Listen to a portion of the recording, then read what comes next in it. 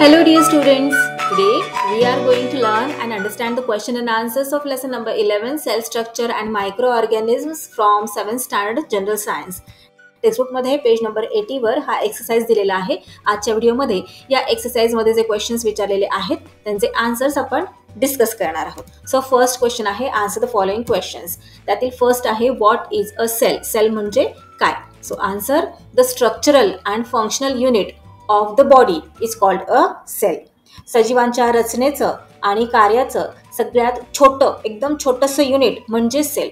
मुलांनो, आपण आता इथे सेल म्हणजे काय याची थोडक्यात माहिती जाणून घेऊयात.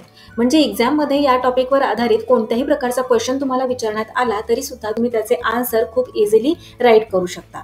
आता ज्यांना फक्त क्वेश्चन आन्सर्सचा पार्ट पाहायचा आहे, फक्त क्वेश्चनचे आन्सर्स पाहायचे आहेत, त्यांनी हा व्हिडिओ स्किप केला तरीही चालणार आहे. पुढे क्वेश्चन आन्सर्स कंटिन्यू होणारच आहेत. चला तर मग जाणून घेऊयात की सेल म्हणजे काय. आता हे पहा, ही काय आहे? ब्रिक. ब्रिक म्हणजे वीट. आणि अशाच अनेक विटा आपण एकावर एक रचल्या तर काय तयार होतं? एक भिंत तयार होते की नाही? आपण अशा प्रकारे विटा एकावर एक रचतो, मध्ये सिमेंटने त्याला पॅक करतो, मग काय तयार होते? एक भिंत तयार होते, वॉल तयार होते.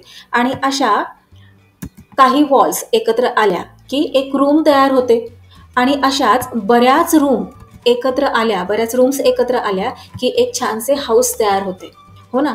मग त्याच प्रकारे तुम्हाला माहित आहे का की आपली बॉडी, आपली अखंड संपूर्ण बॉडी ही कशी तयार झालेली आहे? बॉडीतलं सगळ्यात छोटं युनिट, सगळ्यात छोटा पार्ट कोणता आहे? बॉडीतील सगळ्यात छोटे युनिट हे सेल आहे. आणि सेल म्हणजे काय? आपण पाहिले the structural and functional unit of the body is called a cell. जर सेलच नसतील तर आपली बॉडी तयारच होणार नाही.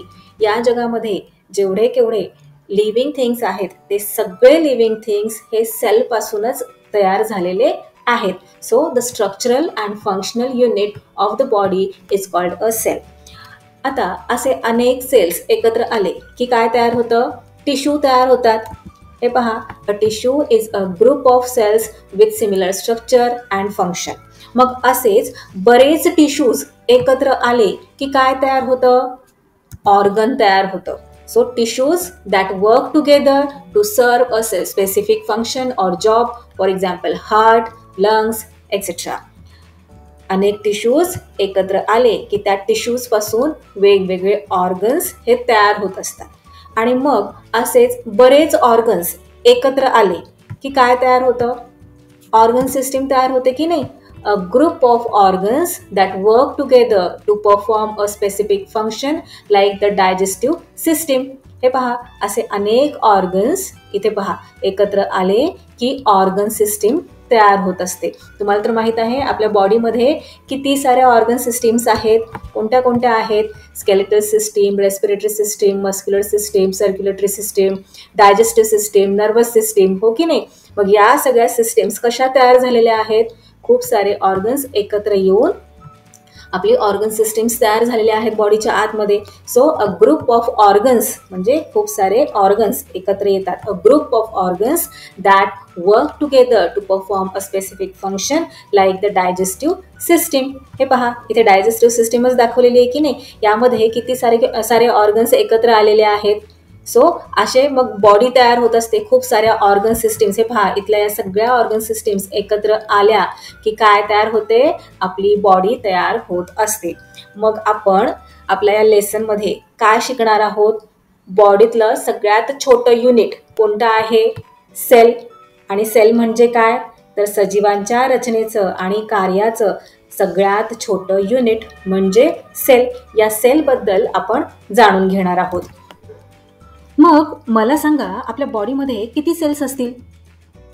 आपल्या बॉडीमध्ये लाखो करोडो सेल्स आहेत.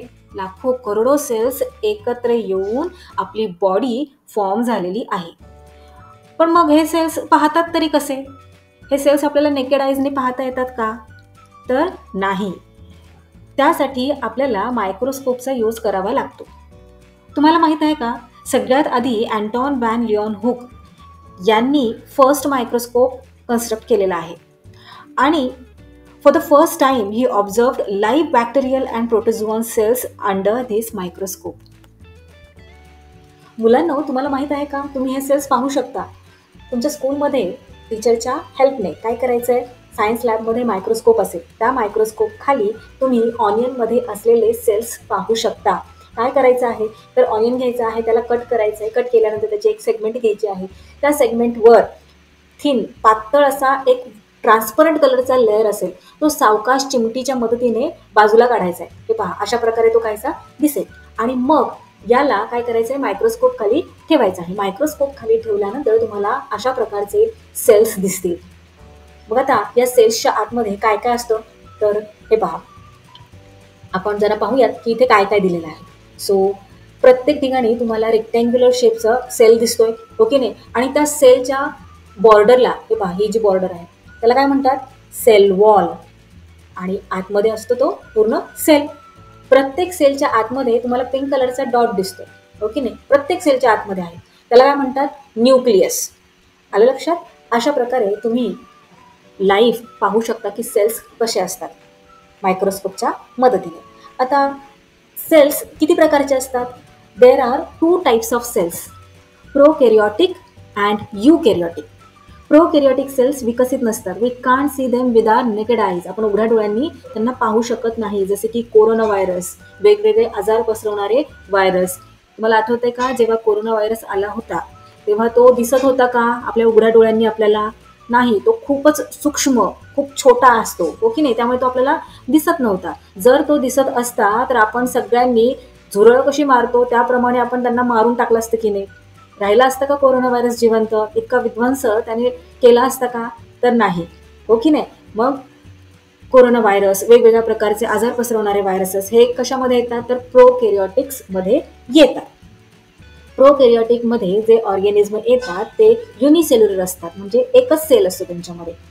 असे म्हटले जाते की प्रोकॅरियोटिक हे खूप जुने सेल्स आहेत, त्यामुळे ते वेल डेव्हलप्ड नाही आहेत. इथे पाहताय तुम्ही, वेल डेव्हलप्ड सेल्स नाही आहेत प्रोकॅरियोटिक्स. आलं लक्षात. तर यूकॅरियोटिक्स हे वेल डेव्हलप्ड विकसित सेल्स आहेत. आपण पाहूयात की यूकॅरियोटिक्समध्ये काय काय येतात, तर आपण सगळे ह्युमन बिंग्स, सगळे लिव्हिंग थिंग्स हे यूकॅरियोट्समध्ये मोडतात. चला पाहूयात आता यूकॅरियोट्समधले प्लांट सेल आणि ॲनिमल सेल. नाव tell me, what is plant cell? तुम्ही म्हणाल किती इझी आहे.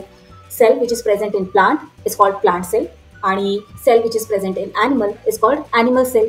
जगातील जेवढे केवढे वनस्पती आहेत त्यांच्यामध्ये जे सेल असतात त्यांना प्लांट सेल असं म्हणतात. आणि जगामध्ये जेवढे केवढे ॲनिमल्स आहेत त्यामध्ये जे सेल प्रेझेंट असतात त्यांना ॲनिमल सेल असं म्हणतात. आता दोन्हींचाही शेप पहा बरं, कसा आहे, सिमिलर आहे का? तर नाही. इथे प्लांट सेलचा शेप हा वेल डिफाईन्ड शेप आपल्याला वाटतो, हेक्झॅगोनल टाईपचा शेप दिसत आहे इथे आपल्याला प्लांट सेलचा. तर ॲनिमल सेलचा शेप हा वेल डिफाईन्ड शेप नसतो. आता तुम्ही इथे पाहताय का, प्लांट सेलला इथे आउटर कव्हरिंग आहे, ओके नाही. या आउटर कव्हरिंगलाच काय म्हणतात, सेल वॉल. आणि इथे ॲनिमल सेलमध्ये आउटर कव्हरिंग आहे का? आउटर कव्हरिंग नाही आहे. सो इथे आपण म्हणू शकतो की प्लांट सेलला आउटर कव्हरिंग आहे, म्हणजेच सेल वॉल आहे, तर ॲनिमल सेलला ती नाही आहे. So the outer most covering of a cell which is seen only in plant cell. Cell wall gives defined shape to the cell. आपण पाहिलं ना आता, इथे व्यवस्थित शेप आहे प्लांट सेलला, तर ॲनिमल सेलला नाही आहे. Animal cells lack the cell wall. Animal सेलला सेल वॉल नाही आहे. आता मला सांगा, प्लाझ्मा मेम्ब्रेन और सेल मेम्ब्रेन तुम्हाला कुठं दिसतंय? दोन्हींमध्ये आहे का? प्लांट सेल आणि ॲनिमल सेल दोघांमध्ये प्लाझ्मा मेम्ब्रेन और सेल मेम्ब्रेन आहे का? तर हो, दोन्हींमध्ये प्लाझ्मा मेम्ब्रेन आहे, किंवा त्याला सेल मेम्ब्रेन असंही म्हणतात. आता इथे पहा, प्लांट सेलमध्ये इथे आहे सेल मेम्ब्रेन, सेल वॉलच्या आतमध्ये सेल मेम्ब्रेन आहे, प्लाझ्मा मेम्ब्रेन आहे. तर ॲनिमल सेलमध्ये सेल मेम्ब्रेन कुठे आहे? इथे सेल वॉल तर नाहीच आहे, ओके नाही. म्हणजेच आउटर मोस्ट कव्हरिंग जे आहे ते सेल मेम्ब्रेनचं आहे ॲनिमल सेलमध्ये. So this is a thin, extremely delicate and flexible covering. इथे पाहताय, एक्स्ट्रीमली डेलिकेट, खूपच नाजूक, ओके नाही, आणि फ्लेक्सिबल कव्हरिंग आहे. त्याला काय म्हणतात? Cell membrane. In plant cell it is inside the cell wall. आपण इथे पाहिलं ना, सेल वॉलच्या आतमध्ये आहे cell membrane. In animal cell it is the outer most covering of the cell. Next आहे cytoplasm. The liquid part in the cell except the nucleus is called cytoplasm. न्यूक्लियसच्या व्यतिरिक्त जो काही लिक्विड पार्ट आहे त्याला सायटोप्लाझ्म असं म्हणतात. It is present in the space between the plasma membrane and nucleus. आणि हा कुठे प्रेझेंट असतो? तर प्लाझ्मा मेम्ब्रेन आणि न्यूक्लियसच्या मध्ये. In the cytoplasm the cell organelles are scattered, आणि सायटोप्लाझ्ममध्ये सगळे जे सेल ऑर्गन्स आहेत ते स्कॅटर्ड असतात. हे पहा, इथे हा न्यूक्लियस आहे, त्यानंतर हा सेल मेम्ब्रेन. आता ॲनिमल सेलमध्ये न्यूक्लियस कुठे आहे? न्यूक्लियस आहे इथे. आणि प्लांट सेलमध्ये न्यूक्लियस कुठे आहे? पहा बरं, हे पहा, इथे आहे प्लांट सेलमध्ये न्यूक्लियस, तर ॲनिमल सेलमध्ये इथे आहे न्यूक्लियस. आता न्यूक्लियसच्या आजूबाजूचं सराउंडिंग आपण पाहूयात. हा न्यूक्लियस आहे, हे आहे सेल मेम्ब्रेन और plasma membrane, outer part of the covering. आणि याच्यामध्ये हे जे काही आपल्याला दिसत आहे हे सगळं काय आहे? सायटोप्लाझ्म आहे. आणि सायटोप्लाझ्म कसं असतं? आपल्या बॉडीच्या आतमध्ये मसल्स असतात, बरोबर, बोन्स असतात. त्या व्यतिरिक्त लिक्विड पार्ट काय असतो? लिक्विड पार्ट म्हणजे ब्लड असतं, हो की नाही? मग त्याचप्रमाणे न्यूक्लियस आणि सेल मेम्ब्रेनच्या मध्ये जो लिक्विड पार्ट आहे त्याला काय म्हणतात? त्याला म्हणतात cytoplasm. In the cytoplasm the cell organelles are scattered, आणि या सायटोप्लाझ्ममध्ये हे जे सगळे सेल ऑर्गन्स आहेत ते पसरलेले असतात. मायट्रोकॉन्ड्रिया कुठे आहे? मायट्रोकॉन्ड्रिया हे बघा, प्लांट सेलमध्ये मायट्रोकॉन्ड्रिया आहे इथे, तर ॲनिमल सेलमध्ये इथे आपल्याला हा मायट्रोकॉन्ड्रिया दिसतोय. कसा स्ट्रक्चर आहे त्याचं? पोटॅटो लाईक स्ट्रक्चर आहे की नाही? बटाट्यासारखं आपल्याला दिसतंय, हो ना? आता इथे आपण झूम करून पाहूयात. या आधीच्या स्लाइडमध्ये आपण न्यूक्लियस पाहिला, जो की सेलचा ब्रेन आहे. तिथून सेलच्या सगळ्या ॲक्टिव्हिटीजवर कंट्रोल होत असतं. जसं की आपला ब्रेन सगळ्या फंक्शन्सवर कंट्रोल ठेवत असतो की नाही, त्याचप्रमाणे प्रत्येक सेलचा न्यूक्लियस असतो. तो काय काम करत असतो? तर तो सगळ्या फंक्शन्सवर कंट्रोल ठेवत असतो. सगळे फंक्शन्स करण्याचं काम न्यूक्लियस करत असतो. सेलचा ब्रेन असतो. न्यूक्लियस आणि सेल मेम्ब्रेनच्या मध्ये जे लिक्विड असतं त्याला सायटोप्लाझ्म असं म्हणतात. आता इथे आपल्याला हे जे दिसत आहेत पोटॅटो लाईक स्ट्रक्चर, ते काय आहे? हे पहा, अशा प्रकारे ते असतं. त्याला मायट्रोकॉन्ड्रिया असं म्हणतात. सो स्पिंडल शेप्डचं असतं विथ डबल मेम्ब्रेन. हा काय काम करतो? तर एनर्जी प्रोड्यूस करण्याचं काम मायट्रोकॉन्ड्रिया करत असतो. प्लांट सेलमध्ये कमी मायट्रोकॉन्ड्रिया आहेत, तर ॲनिमल सेलमध्ये जास्त मायट्रोकॉन्ड्रिया आहेत.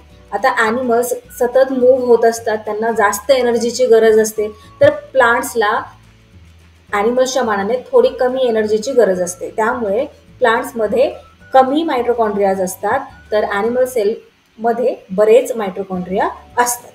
यालाच powerhouse of the cell असं सुद्धा म्हणतात, कारण एनर्जी प्रोड्यूस करण्याचं काम करतात ना मायट्रोकॉन्ड्रिया, त्यामुळे त्याला powerhouse of the cell असं सुद्धा म्हटले जाते. नेक्स्ट आहे न्यूक्लियस. आपण या आधीच्या स्लाइडमध्ये पाहिलं की नाही, काय काम करतो? सेलचा ब्रेन आहे की नाही? हे पहा, इथे प्लांट सेलचा न्यूक्लियस आहे, तर ॲनिमल सेलचा न्यूक्लियस इथे आहे. सगळ्या फंक्शन्सवर कंट्रोल ठेवण्याचं काम न्यूक्लियस करत असतो. So gives orders of protein synthesis, controls all functions of the cell. सेलच्या प्रत्येक फंक्शनवर न्यूक्लियसचे कंट्रोल असते.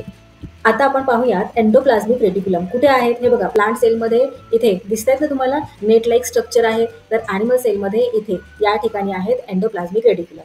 आता हे जे एंडोप्लाझ्मिक रेटिक्युलम आहेत ते काय काम करतात? तर रायबोझोम्सने तयार केलेल्या प्रोटीनमध्ये योग्य बदल करून ते गॉल्गी बॉडीकडे पाठवण्याचं काम करत असतात. कुठे आहेत रायबोझोम्स? तर याला चिकटलेले सुद्धा असतात, या नेटला चिकटलेले असतात रायबोझोम्स, आणि इकडे हे फ्री रायबोझोम्स आहेत दोन्ही ठिकाणी, प्लांट सेल आणि ॲनिमल सेलमध्ये. सो लक्षात आलं का तुमच्या? What is the function of endoplasmic reticulum? To make the necessary changes in proteins made by ribosomes and send it to the Golgi bodies. आता गॉल्गी बॉडी कुठे आहेत? हे पहा, इथे प्लांट सेलमध्ये इथे आहे गॉल्गी बॉडी, आणि ॲनिमल सेलमध्ये इथे आहे गॉल्गी बॉडी. आता गॉल्गी बॉडी कसं असतात? It is made up of several sac like structure. इथे सॅक लाईक स्ट्रक्चर आहे की नाही या दोघांचेही? सेलमध्ये प्रत्येकाला किती प्रोटीन द्यायचे हे ठरवण्याचे काम या गॉल्गी बॉडीज करत असतात. आता नेक्स्ट पाहूयात लायझोझोम्स. लायझोझोम्सला suicidal bag of the cell असे म्हणतात. आता हे लायझोझोम्स कुठे आहेत? हे पहा, इथे आहेत लायझोझोम्स. यांचे structure membrane bound sac like असते. सॅक लाईक स्ट्रक्चर म्हणजे तुमचा पाऊच असतो ना, त्या पाऊचमध्ये तुम्ही बऱ्याच थिंग्स ठेवत असता, त्याचप्रमाणे लायझोझोम्सचे स्ट्रक्चर हे सॅक लाईक असते. तर सॅकमध्ये बरेच पॉवरफुल एन्झाईम्स असतात. असे समजा जे लायझोझोम्स आहेत ते काय करतात? ते सेलच्या आत साफसफाईचे काम करतात. सेलच्या आत कोणतीही खराब थिंग लगेचच लायझोझोम्स डायजेस्ट करून टाकतात. आता मला सांगा व्हॅक्यूल्स कुठे आहेत? हे बघा, प्लांट सेलमध्ये इथे आहे मोठा आणि एक सिंगल व्हॅक्यूल इथे आपल्याला दिसत आहे प्लांट सेलमध्ये. तर ॲनिमल सेलमध्ये इथे हा आहे ॲनिमल सेलचा व्हॅक्यूल. कसा आहे? छोटा आहे की नाही. So vacuoles throw out the waste product of the cell. Large and single vacuole is present in the plant cell. In the animal cell, there are very small and few vacuoles.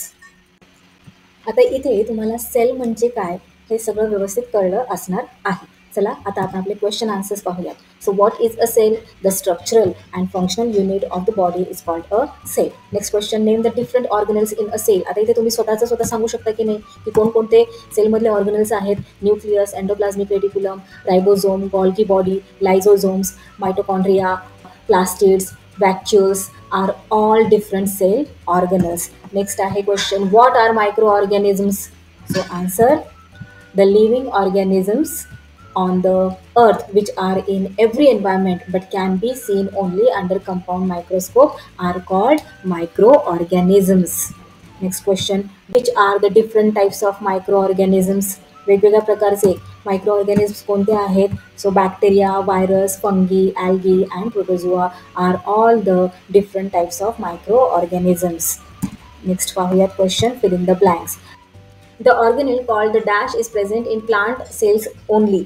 असं कोणतं organelle आहे की जे फक्त plant सेलमध्ये present आहे? So ते आहे क्लोरोप्लास्ट. फक्त प्लांट्समध्येच असतं की नाही क्लोरोप्लास्ट. सो प्लांट्सला फूड तयार करण्यासाठी मदत करते क्लोरोप्लास्ट. सनच्या लाईट एनर्जीचे रूपांतर केमिकल एनर्जीमध्ये क्लोरोप्लास्टमुळे होत असते आणि त्यामुळेच फोटोसिंथेसिस कंप्लीट होत असते. नेक्स्ट पाहूया, garbage is converted into dash by micro organisms. ओला कचरा, सुका कचरा आपण वेगळा वेगळा करतो ना, का बरं करतो?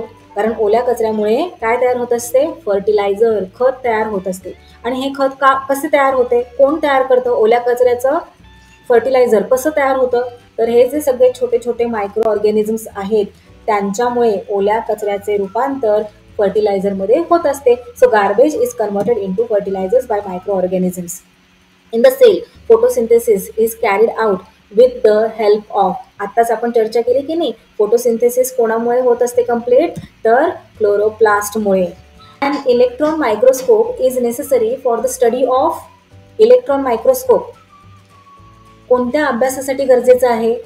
इलेक्ट्रॉन मायक्रोस्कोप हे मायक्रोब्स और सेल ऑर्गनल्सच्या स्टडीसाठी गरजेचं आहे. कारण हे खूपच छोटे असतात, त्यांचा अभ्यास करण्यासाठी आपल्याला इलेक्ट्रॉन मायक्रोस्कोपचीच गरज भासते. चला नेक्स्ट क्वेश्चन पाहूया. Question number 3, what is difference between us? Plant cell and animal cell. आता इथे या क्वेश्चनचे आन्सर तुम्ही खूप इझिली राईट करू शकता, कारण आपण पाहिलेलं आहे प्लांट सेल आणि ॲनिमल सेलमध्ये काय डिफरन्स आहे. प्लांट सेलमध्ये सेल वॉल असते तर ॲनिमल सेल्समध्ये सेल वॉल नसते. आउटर मोस्ट लेअर हा सेल वॉलचा असतो प्लांट सेलमध्ये, तर ॲनिमल सेलमध्ये आउटर मोस्ट लेअर हा कसला असतो? प्लाझ्मा और सेल मेम्ब्रेनचा असतो. प्लांट सेलमध्ये प्लास्टिड्स प्रेझेंट असतात तर ॲनिमल सेलमध्ये प्लास्टिड्स अब्सेंट असतात. प्लांट सेलमध्ये मायटोकॉन्ड्रिया खूप कमी असतात तर ॲनिमल सेलमध्ये मायटोकॉन्ड्रिया खूप जास्त असतात. प्लांट सेलमध्ये क्लोरोप्लास्ट और क्लोरोफिल प्रेझेंट असते. काय काम करते ते? येस, फोटोसिंथेसिस परफॉर्म करते की नाही, त्यामुळे प्लांट्स स्वतःचं फूड स्वतः तयार करू शकतात. सो प्लांट सेलमध्ये क्लोरोप्लास्ट असते तर ॲनिमल सेलमध्ये क्लोरोप्लास्ट नसते. There is only one large vacuole in plant cell. आपण पाहिलं डायग्राममध्ये प्लांट सेलमध्ये एक मध्यभागी हो ना लार्ज वॅक्यूल आहे, तर ॲनिमल सेलमध्ये छोटं आहे वॅक्यूल्स आणि थोडे जास्त असतात. Lysosomes are absent in plant cell whereas lysosomes are present in animal cells. Store glucose in the form of starch. स्टार्चच्या फॉर्ममध्ये ग्लुकोज स्टोर करून ठेवले जाते, तर ॲनिमल सेलमध्ये store glucose in the form of glycogen. Next पाहूया, prokaryotic cell and eukaryotic cell. So first difference आहे नो वेल डिफाईन्ड न्यूक्लियस, आणि यूकॅरियोटिक सेलमध्ये डिफाईन्ड न्यूक्लियस असतो with a nuclear membrane. Ribosomes are small in prokaryotic cell, ribosomes are large in eukaryotic cell. त्यानंतर third difference आहे a single length of DNA is present in prokaryotic cell whereas several lengths of genetic materials DNA is present. Next fourth difference आहे no other cell organelles are present in prokaryotic cell whereas several organelle like mitochondria, chloroplasts, etc. are present in eukaryotic cell. Examples आहेत bacteria, blue green algae आणि इथे eukaryotic cell मध्ये examples आहेत युग्लेना, amoeba, all plant and animal cells. Question number 4. Answer the following questions with neat and well-labeled diagrams. Sketch and describe in your own words the plant cell and animal cell. टेक्स्टबुकमध्ये ही अशी diagram दिलेली आहे. Same अशीच diagram draw करण्याचा तुम्ही प्रयत्न करायचा आहे आणि न विसरता व्यवस्थित लेबल करायचं आहे. चला आता आपण डिस्क्राईब करूयात. सो आन्सर हे पहा, अशा प्रकारे आन्सर आपल्याला राईट करायचे आहे. The cell has 4 main parts. 4 main parts आहेत सेलला. The cell wall, cell membrane, cytoplasm and cell organelles. कोणकोणते आहेत 4 मेन पार्ट्स सेलचे? Cell wall, plasma membrane, cytoplasm, cell organelles. आता एक एक करून आपण पाहूयात. ऑलरेडी आपण डिस्कस केलेलं आहे, सो इथे आपण फक्त रीड करणार आहोत. The cell wall is the outer most covering of a cell. It is present only in plant cells. Plasma membrane. The plasma membrane, also called the cell membrane, is a kind of thin covering. It is extremely delicate and flexible. It is the outermost covering of animal cells. Cytoplasm. The liquid part in the cell present around the nucleus is called cytoplasm. It occupies the space between the plasma membrane and nucleus. Cell organelles are scattered in the cytoplasm. आता sale organelles कोणकोणते आहेत? These mainly include the nucleus, endoplasmic reticulum, Golgi bodies, lysosomes, mitochondria, vacuoles, plastids, etc. Plant cells contain chloroplasts. आपण पाहिलं की chloroplast हे फक्त plant सेलमध्येच असतं, animal सेलमध्ये ते नसतं. The nucleus is the most important organelle of the cell. There is a porous double membrane around it. The nucleus controls all functions of the cell. The endoplasmic reticulum is a sprawling net-like organelle. Its function is to make necessary changes in the proteins produced by ribosomes and send them to the Golgi bodies. We have discussed it, right? Golgi bodies are made up of several flat sacs. Their function is the proper distribution of proteins. Mitochondria and plastids are organelles with double outer covering. As mitochondria produce energy, they are called the powerhouse of the cell. The chloroplasts in plant cells carry out the function of photosynthesis. हो ना? Vacuoles help to throw out waste products of the cell. Vacuoles in animal cells are small, whereas there is only one large vacuole in a plant cell. Question number 5. Explain the uses and the harmful effects of microorganism. सूक्ष्मजीवांचे उपयोग आणि harmful effects आपल्याला सांगायचे आहेत. So answer, micro organism help in the fermentation of idli and dosa batter. Idli आणि dosa बॅटरचं fermentation करण्यासाठी हे micro organism उपयोगी आहेत, मदत करतात. Conversion of milk into curd, दुधाचे दह्यामध्ये रूपांतर करण्यासाठी सुद्धा हे मायक्रो ऑर्गॅनिझम युजफुल आहेत. Making yeast for preparing bread etcetera. Next आहे microbes decompose the dead and decaying remains of plant and animals. झाडांचा पालापाचोळा किंवा मेलेली झाडं, जनावरं यांचं डिकम्पोजिशन कोण करत असतं? तर मायक्रोब्स करत असतात, मायक्रो ऑर्गॅनिझम. नेक्स्ट आहे microbes decompose the garbage to obtain food material. As a result, garbage is soon converted into manure of the best quality and our surroundings are kept clean. अन्न मिळवण्यासाठी हे सूक्ष्मजीव micro organism कचऱ्याचे विघटन करतात, म्हणजेच decompose करतात. त्यामुळे कचऱ्याचे लवकरच उत्तम प्रतीच्या खतात रूपांतर होते आणि परिसर स्वच्छ बनतो. For proper sewage disposal too, microbes are released into the sewage so as to help in the quick decomposition of the organic compounds in it. Sewage म्हणजे सांडपाणी. सांडपाण्याची योग्य विल्हेवाट लावण्यासाठी सांडपाण्यात मायक्रो ऑर्गॅनिझम सोडले जातात, जेणेकरून त्यातील ऑर्गॅनिक कंपाऊंड्सचे डिकम्पोजिशन होईल. नेक्स्ट पाहूयात. Some micro organism present in the soil and those in the root nodules of leguminous plants. Leguminous plants म्हणजे काय तुम्हाला माहिती आहेत ना, शेंगावर्गीय जे डाळींचे जे सगळे प्लांट्स आहेत, तूर डाळ, मूग डाळ, उडीद डाळ, चना डाळ किंवा आपला भुईमूग, तर हे सगळे कोणते प्लांट्स आहेत? लेग्युमिनस प्लांट्स आहेत.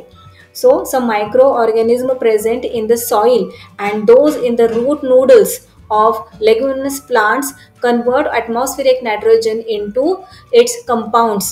These nitrogens compounds help to increase soil fertility and thereby the protein content of the pulses grown in that soil. काय दिलेलं आहे की मातीत असलेले काही मायक्रो ऑर्गॅनिझम आणि लेग्युमिनस प्लांट्सच्या रूट्सवर गाठीसारखं असतं. त्या गाठीमध्ये रायबोझोम नावाचा बॅक्टेरिया असतो आणि तो बॅक्टेरिया काय करतो? तो बॅक्टेरिया हवेतील नायट्रोजन शोषून घेतो आणि त्याचे नायट्रेट्समध्ये रूपांतर करतो. त्यामुळे काय होते? तर ते जे प्लांट आहे, त्याच्या डाळी आहेत, त्यामध्ये प्रोटीनचं प्रमाण तर वाढतंच, शिवाय काय होतं? मातीची सुपीकता सुद्धा वाढत असते. नेक्स्ट पाहूयात. A vaccine is produced in a laboratory with the help of microbes that gives immunity against the particular disease. Micro ऑर्गॅनिझम्सच्या सहाय्याने प्रयोगशाळेत लस तयार केली जाते, जी एखाद्या विशिष्ट आजाराविरुद्ध प्रतिकारशक्ती आपल्याला देत असते. Microbes are also used in process like tanning of skin, production of ropes and string from algae. मुलांनो, आपण वेगवेगळ्या लेदरच्या वस्तू वापरत असतो. मग हे लेदर कुठून येते बरं? प्राण्यांच्या कातडीपासून. मग जेव्हा प्राण्यांची ही कातडी, चमडी मिळवायची असते, तेव्हा सुद्धा या मायक्रोब्सचा वापर केला जातो. नेक्स्ट पाहूयात. त्याचप्रमाणे तुम्हाला माहित आहे का, केतकाड, ॲवेगी म्हणजे केतकाड. आपण गावाकडे गेलो की असं केतकाड आपल्याला दिसत असतं. त्यापासून दोऱ्या वगैरे बनवण्यासाठी सुद्धा या मायक्रोब्सचा उपयोग होत असतो. Some microbes use oil for their growth. काही मायक्रोब्स त्यांच्या वाढीसाठी ऑइलचा उपयोग करत असतात. Such microbes are used to clear a layer of oil floating on the surface of an ocean or lake formed due to a leak or a spill. काही microbes काय करत असतात? त्यांच्या वाढीसाठी ऑइलचा उपयोग करत असतात. म्हणजे ऑइल हे त्यांचं फूड असतं.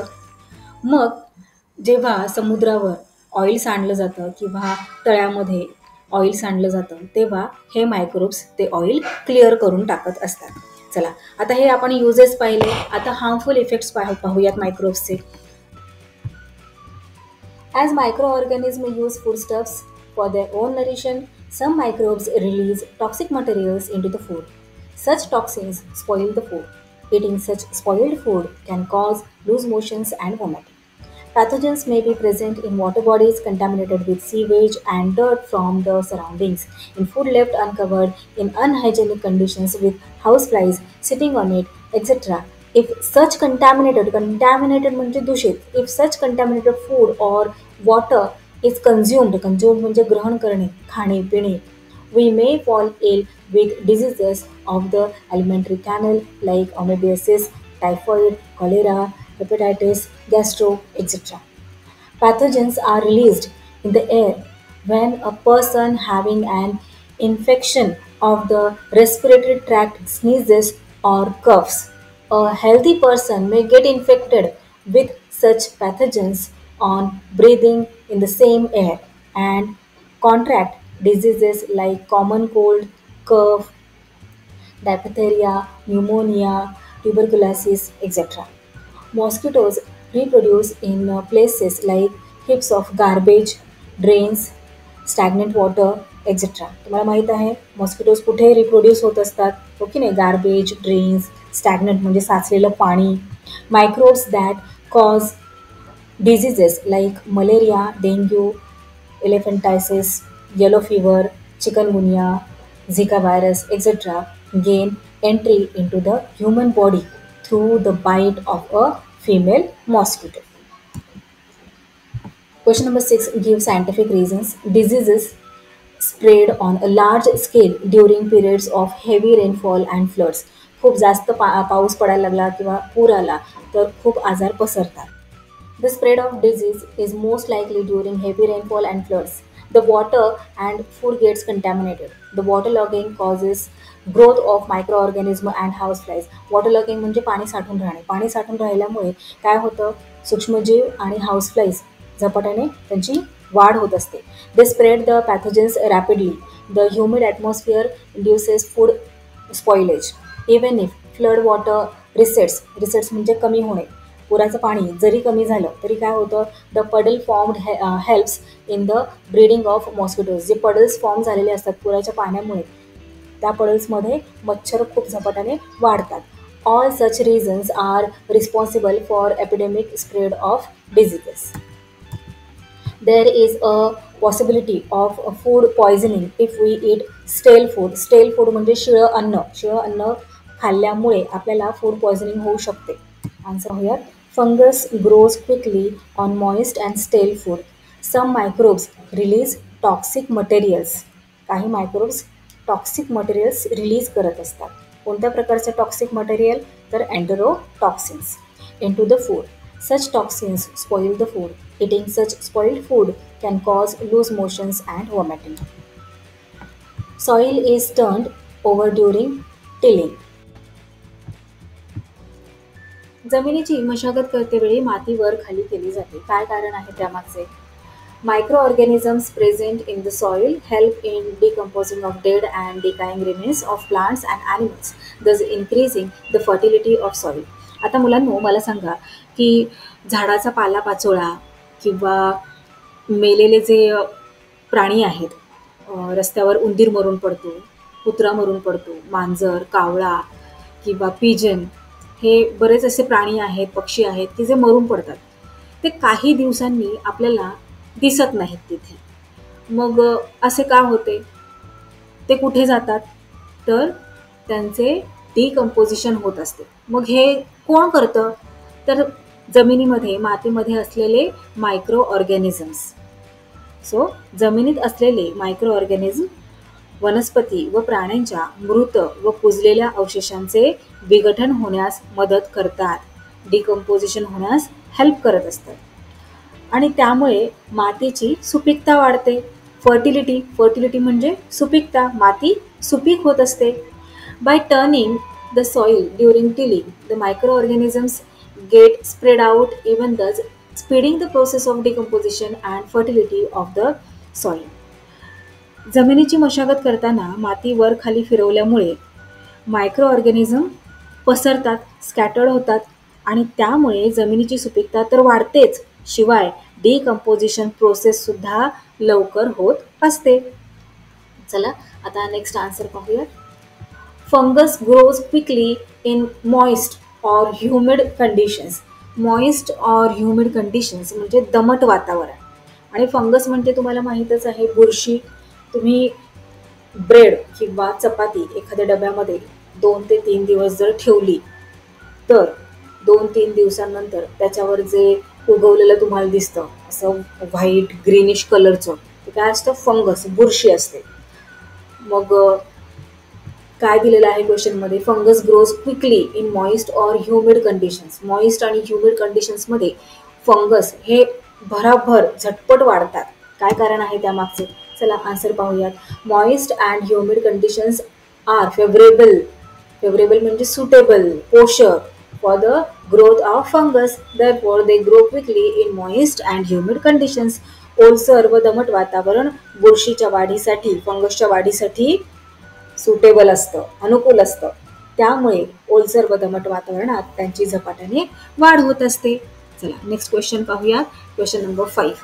Refrigerator is used in almost every home. प्रत्येक घरामध्ये रेफ्रिजरेटर वापरला जातो. काय कारण आहे त्यामागचे? Answer.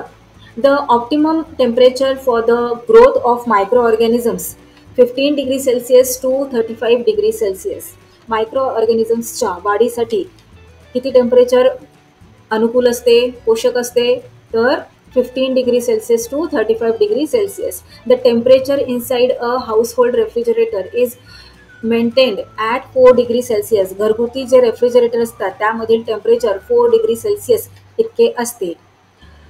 Microbes cannot grow at this temperature and their food is prevented from spoilage.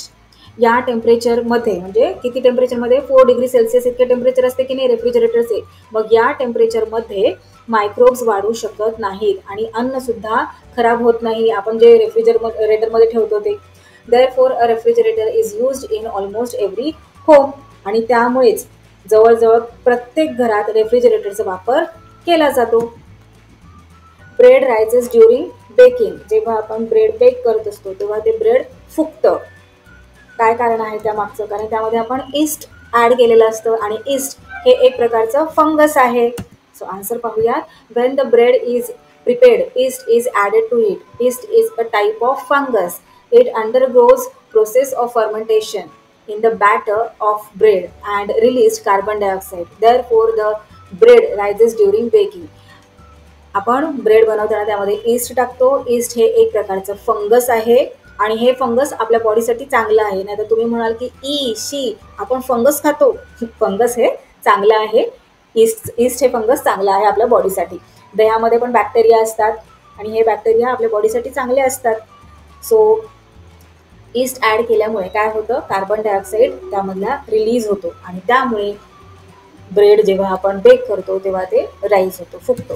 Next पाहूयात फॉडर. फॉडर म्हणजे जनावरांना देण्यासाठीचे अन्न चारा. फॉडर इज सोक्ड म्हणजे भिजवणे in water before offering to cattle. जनावरांना किंवा गायींना जेव्हा चारा दिला जातो तेव्हा तो चारा देण्यापूर्वी त्याला भिजवलं जातं. काय कारण आहे त्यामागचं? कारण त्याच्यातलं पोषण जे पोषक तत्व आहेत ते वाढवण्यासाठी. चला आन्सर पाहूयात. By adding the fodder into water it is fermented. By fermentation the vitamin content rises in the fodder. It also becomes easier for digestion. The cattle is thus well nourished. Therefore, fodder is soaked in water before offering to cattle. चारा जनावरांना देण्यापूर्वी तो पाण्यात भिजवल्याने fermentation होते. चाऱ्यामधील जीवनसत्वांत वाढ होते. असा चारा खाल्ल्यामुळे जनावरांचे चांगले पोषण होते. त्यांना तो व्यवस्थित डायजेस्ट होतो आणि म्हणून जनावरांना चारा देण्यापूर्वी तो पाण्यात भिजवून दिला जातो. सो इथे आपला हा एक्सरसाइज कंप्लीट झालेला आहे. That's all for today. We will meet again in next video. Till then keep learning, keep enjoying. Bye.